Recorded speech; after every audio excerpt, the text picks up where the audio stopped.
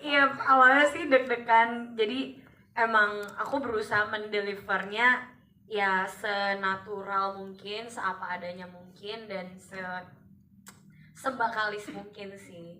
Semoga ya teman-teman pada suka. Yes, kisah perjuangan apa yang Feby dapatkan setelah memerankan di Bakalis di film ini? Cinta itu seperti apa sih menurut pandangan? Berjuang buat latihan miso. Marah-marah mulu. Lebih ke arah kayak, aduh, Kalis ini sebenarnya gampang kalau ini kisah percintaannya gampang kalau saling sama-sama ngomong, saling sama-sama komunikasi. Ya itu sih yang titik beratnya film ini ya, emang ada seninya. Kadang ada yang kita nggak bisa omongin ke pasangan, berharap dia ngerti, tapi sebenarnya harusnya diomongin. Jadi ya itu sih. Itu dia. Nanti terima kasih. Selanjutnya kita ke Elang El Gibran.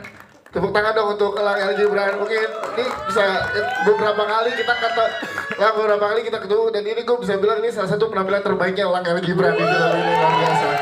Beneran luar biasa. Gue sampai pesona mas-mas Jawa, gue sampai merinding nih lah. Skena-skena Jawa indie tuh kayak gini, Mbak. Yang nongkrongnya di angkringan, jauh dari kerikil kopi shop tuh kayak gini.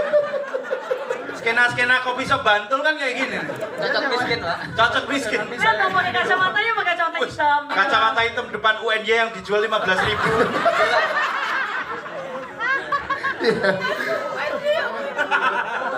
Oh, ada nyala-nyala. Gimana lah, lu setuju gak dengan pendapatnya Yusri? Gimana lo bisa memberikan penampilan terbaik pesona mas-mas Jawa seperti yang Feby Rastanti bilang, melekat banget Mas Agusnya di lu gitu. Ya, aku happy meranin Mas Agus Mulyono. Oh, saya juga happy lah. Bukan, Elang, bukan Mas Agus Mulyono. Sorry jangan dikutip di situnya ya. Agus Mulyadi. Kamu jangan sembarangan ganti nama. Jangan ke politik dulu, Elang. Jangan ke politik dulu. Tadi Kalau nyebut nama orang yang bener, Agus Harimurti. Salah, Mas. Jangan semakin dijerumuskan, Mas. Ini kamera semua masih on ini, Mas. Ini semua masih on ini. Nggak mungkin ada yang terus drop itu, enggak. Ini semua terekam, tapi nanti tolong disensor ya. Yang bagian depannya Elang aja, yang Benny jangan. Biar kalau kenapa-napa Benny ya. Lang, silakan Lang. Gimana apa formula lu jadi bisa memberikan penampilan terbaik ya di sini sebagai mas-mas Jawa yang mempesona? Kayak pressure ya. Mas Agus tuh pribadi yang sangat cerdas. Tapi beliau ini sangat simpel dalam berpikir. Awalnya itu bagus sih, Pak. Jadi aku tuh malah setiap hari aku mengingatkan diriku sendiri untuk sebenarnya Mas Agus ini mikirnya nggak ribet gitu. Orang yang cerdas tapi mikirnya simpel banget gitu. Makanya kayak praktikal, sangat praktikal. Ya aku happy banget terus apalagi di lokasi juga ditemenin terus. Aku setiap apa ya, dari hari pertama selalu nanya, Mas Agus melakumu piye toh jane ini. Aku pasti selalu tanya dan banyak banget hal-hal yang aku dapat dari Mas Agus juga gitu. Justru malah kebanyakan pas di hari syuting justru. Karena kita ketemunya di kebanyakan di hari syuting. Banyak banget aku dapat hal-hal baik dari Mas Agus, terutama tentang memahami kekasih ini. Gimana sih memahami kekasih Lang menurut Elang El Gibran? Ini lebih pressure lagi. Gimana Lang? Apa? Memahami kekasih seninya gimana? Setelah memerankan Mas Agus, sudut pandang lo dalam seni memahami kekasih gimana? Karena Elang ini kan terkenal sosok pria yang setia kan, nggak pernah gonta-ganti pacar. Iya. Betul. Sangat terlihat ya. Tidak seperti yang saya ketahui ya. Ini Pak gaji dan ini. Gimana Lang? Ada nggak Lang? Masih belum bisa memahami. Habis nonton bisa paham. Oh itu dia. Masih paham. Tepuk tangan untuk Elang El Gibran, thank you banget. Kita ke sahabat-sahabatnya Bang Alis yang ada di sini sama. Oh ada persaingan. Devina. Kalau ada orang mau ngomong jadi langsung dikasih gitu loh. Iya. Kan kamu bisa ngasih juga tuh. Ya tapi aku terhalang si Rek Kasam ini.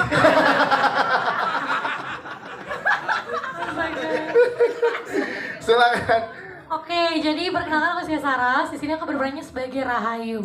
Sebenarnya kalau misalnya menjadi sahabat Kalis tuh emang kita segeng. Nah kan? Ini aja. Kamu kemana? Aku mau pergi dulu ya. Enggak dong, jangan pergi dulu.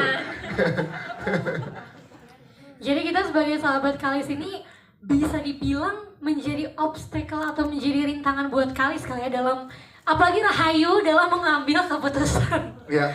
Dan aku tuh senang banget bisa berperan sebagai Rahayu karena menurut aku Rahayu nih juga membawa pesan supaya terutama untuk perempuan-perempuan supaya lebih hati-hati dalam memilih langkah ke masa depan. Jangan hamil duluan ya dek ya. Jangan ribet. Jangan. Terus milih suami juga yang benar, jangan yang KDRT ya kan. Jadi semoga peranku dan penampilanku di film ini bisa mendeliver pesan yang dibawa oleh film ini ataupun dari Rahayu sendiri. Siap, terima kasih. Terima kasih. Devita Aurel silahkan. Halo. Nah. Ini kan saya udah ada, Mas. Oh iya, Nanti aku saya- yang nggak mati. Silakan Devita. Halo semuanya, saya Devira Aurel. Terima kasih banyak sudah hadir di sini, sudah menonton film kami. Kalau aku pribadi, aku sebagai sahabatnya Kalis yang nggak selama yang lain mungkin karena aku baru ketemu di kuliah.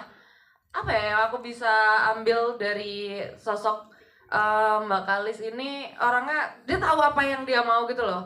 Dan aku sebagai seorang sahabat juga aku belajar juga gitu dari sosok Yana ini untuk kayak ada terus yuk. Kadang itu dengerin aja itu cukup. Kadang nggak perlu yang selalu yang kayak kamu tuh harus gini.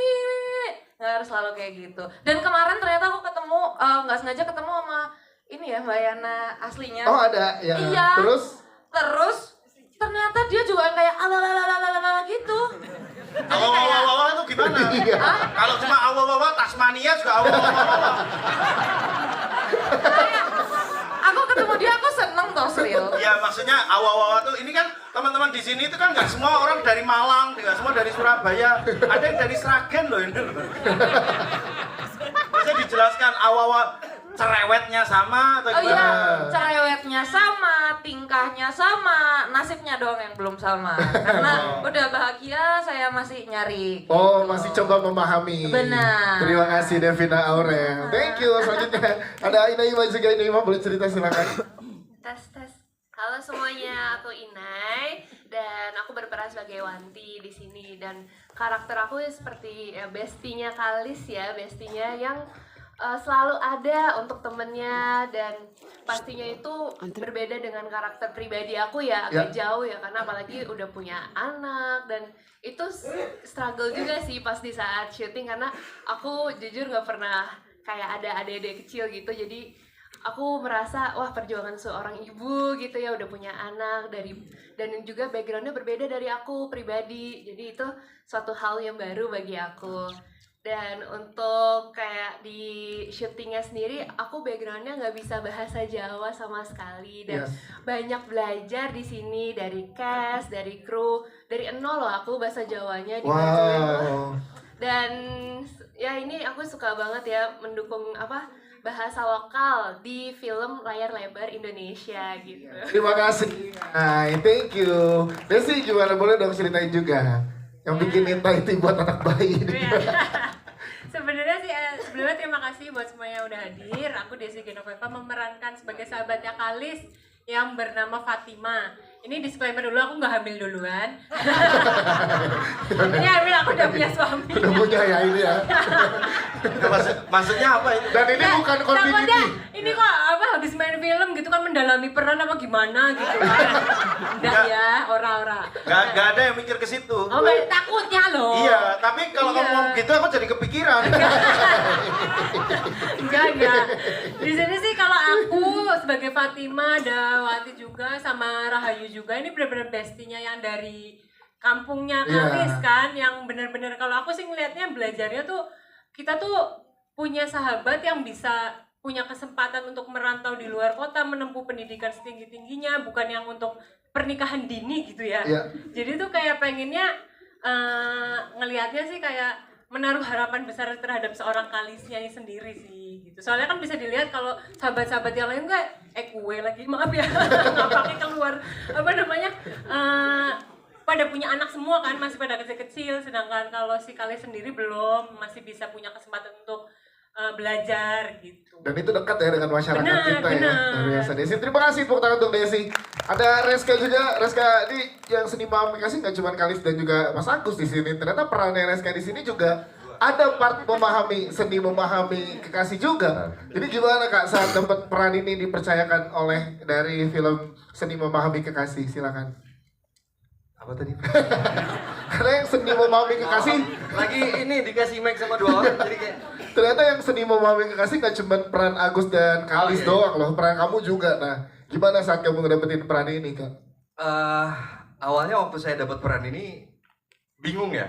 Karena jujur peran Akmal itu saya nggak pernah kenal sebelumnya, peran yang mirip dengan sosok Akmal. Cuma di waktu saya sekolah dulu memang ada satu, kalau di Jogja itu bahasanya gento. Apa ya? Ada yang tahu gento ya, preman sekolah lah gitu. Jadi saya kayak reminiscing gitu, oh mungkin kayak gini kali ya karakter Akmal itu seperti ini. Dan waktu itu sharing-sharing juga sama Pak Jehan, dan memang kita ngebentuknya si Akmal ini beneran seperti yang saya pikirin gitu. Jadi gento di sekolahan, terus dia itu yang lebih apa ya, lebih mentingin teman-teman sama komunitasnya lah dibandingin dengan percintaan gitu. Jadi di satu sisi si Akmal ini juga masih nggak ngerti sama sekali tentang seni memahami kekasih itu kayak gimana. Malahan kayaknya dia duluan nih yang sama Rahayu ya. Sampai akhirnya jebol juga kan itu. Sampai akhirnya terpaksa menikah di hamil di luar nikah, sorry. Dan setelah itu menikah dan punya anak, tapi Akmal sendiri tuh belum siap sebenarnya. Setelah menikah pun dia nggak berubah, dia kayak masih lebih mementingkan pertemanan, apa ya, ronda, masih yang wong deso, apa? Mancing, masih ninggalin kewajibannya dia gitu. Bikin knalpot racing. Iya, kayak gitu-gitu. Jadi menarik banget sih di saat dapat karakter Akmal tuh. Dikasih kesempatan, dan Pak Jehan sendiri juga ngasih kebebasan mau dibangun seperti apa karakter Akmal ini. Yang penting nggak keluar dari nilai-nilai dan benang merah yang ada di cerita ini gitu. Oke, konfliknya sama Rahayu sama satu lagi yang jadi anak Jordan. Iya. Wah itu luar biasa Luar banget. biasa, Kalau teman-teman tadi nonton, saya kebawa banget loh. Maksudnya waktu main ada part-partnya masing-masing, tapi ketika kita main sama Jordan itu, namanya Jordan ya. Energinya tuh nular banget, jadi dia kayak ngomong, kita jadi ikutan mewek gitu. Kayak luar biasa banget sih. Siap, terima kasih tepuk tangan buat Mas Reska. Thank you. Selanjutnya kita ke Yusril dan Benny. Gimana Mas Yusril seni memahami Pak RT? Seni memahami Bapak. Kenapa kita nangis loh? Kok nangis kayak kok kena segitunya ya? Saat ini gimana sih akhirnya film ini akan tayang sebentar lagi, dan dari kisah yang sangat humble yang luar biasa Mas Santi dari kacamata produser, silahkan. Thank you Dias. Assalamualaikum warahmatullahi wabarakatuh. Aku mau menyapa dulu nih teman-teman, pada aman semua ya. Tadi aku mendengar ada yang ketawanya nggak berhenti, tapi terakhir kayaknya lumayan ya. Kayaknya agak dalam ya. Mudah-mudahan teman-teman pada suka. Kami di Idean Picture sangat menunggu 3 hari lagi film ini tanggal 5 September akan tayang dan bisa ditonton secara publik untuk penonton film Indonesia. Sebelumnya kami udah ada beberapa special screening di beberapa kota, dan kami juga mendapatkan penerimaan yang luar biasa ya. Ada beberapa kota dari Magelang, Jogja, Solo, Surabaya, dan Jabodetabek. Alhamdulillah rata-rata reaksi yang sudah menonton sama kayak teman-teman tadi. Jadi mudah-mudahan jika teman-teman wartawan juga suka gitu, rasanya senang banget ya. Gitu.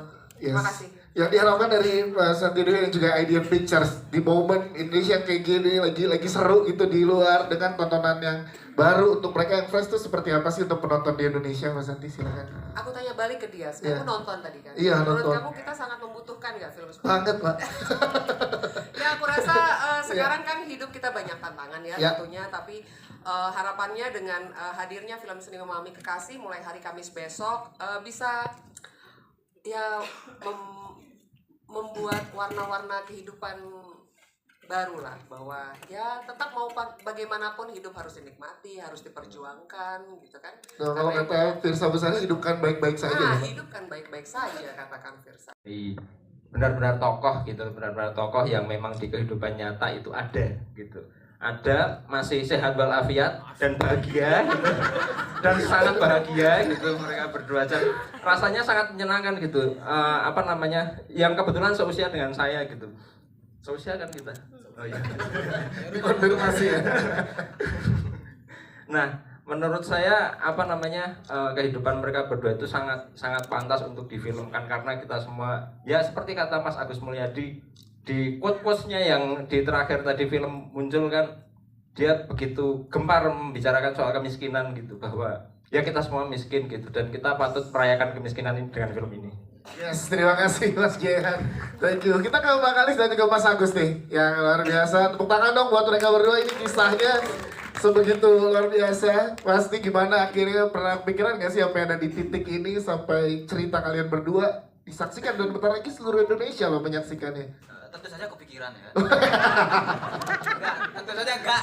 Tapi saya agak gila rumah memang. Jadi gini, saya senang sekali kawan-kawan wartawan di sini bisa menyaksikan ini. Ya, kami membuat film ini kan untuk pilar ekonomi kami gitu. Sedangkan kalian untuk pilar demokrasi kan. Jadi, tapi gini, saya senang sekali film ini akhirnya bisa ditonton oleh banyak orang. Saya masih berkali-kali saya kalau ditanya bagaimana perasaan saya sangat senang sekali. Kemarin saya udah bilang saya merasa seperti Habibie kan, karena merasa kisah cinta saya diangkat dari film. Iya, gitu.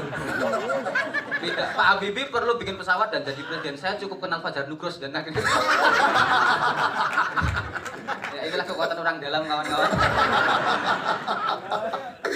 Setuju Mas Agus. Kisah cinta Mas Agus dan Mbak Kal ini setara dengan film Habibie dan Soeharto ya? Beda, Mas Benny.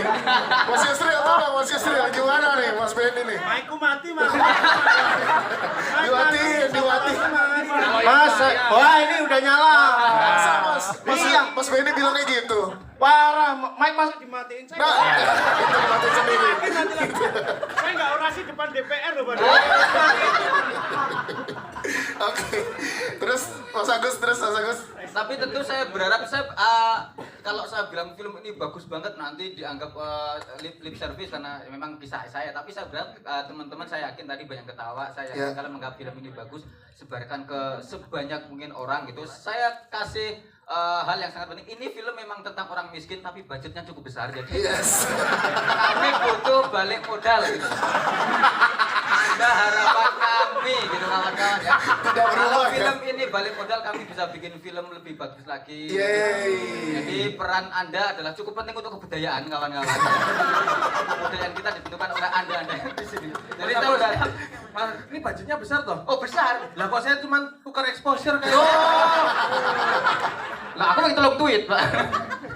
Tapi saya berharap kawan-kawan mau menyebarkan film ini, bahwa film ini bercerita soal orang miskin ketemu orang miskin, dan itu perlu disebarkan. Loh, ada ketawa miskin juga ya? Saking relate-nya gitu Mas Agus.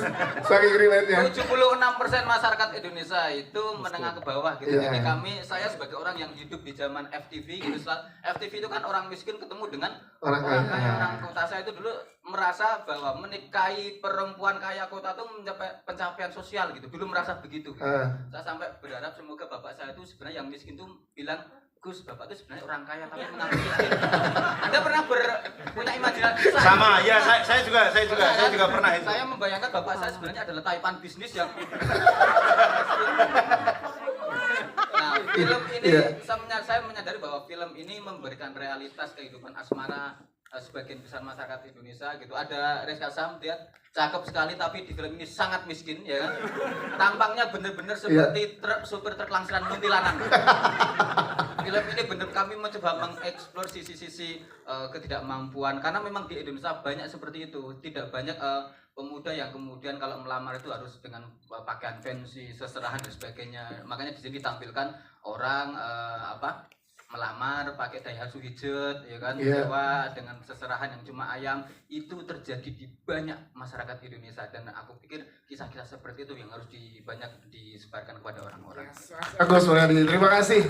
Bang Alis, cerita dong, ini nggak cuma bikin ketawa loh, tapi juga ada beberapa yang tersentuh. Kecil di Indonesia yang pergi ke kota yang lebih besar untuk kebutuhan belajar atau mencari pekerjaan. di kota kita menerima banyak sekali pengetahuan baru, termasuk kemudian jatuh cinta kepada seseorang. Tetapi seperti sebagian besar orang miskin, jatuh cinta itu bukan hanya untuk kebutuhan kita pribadi. Ada banyak hal-hal yang perlu kita pertimbangkan selain kebutuhan individu kita sendiri. Jadi cerita ini bermaksud untuk menemani teman-teman semua yang sedang memperjuangkan cintanya, yang sudah bertemu pasangan dan selalu masih terus dalam proses untuk saling memahami dan semoga memberi kekuatan ya untuk yang belum dan masih mengalami banyak keraguan untuk memutuskan terus bersama pasangannya. Tangan dong, thank you Bang Alis. Kita ke Feby Rastandi. Feby, tepuk tangan untuk Feby luar biasa.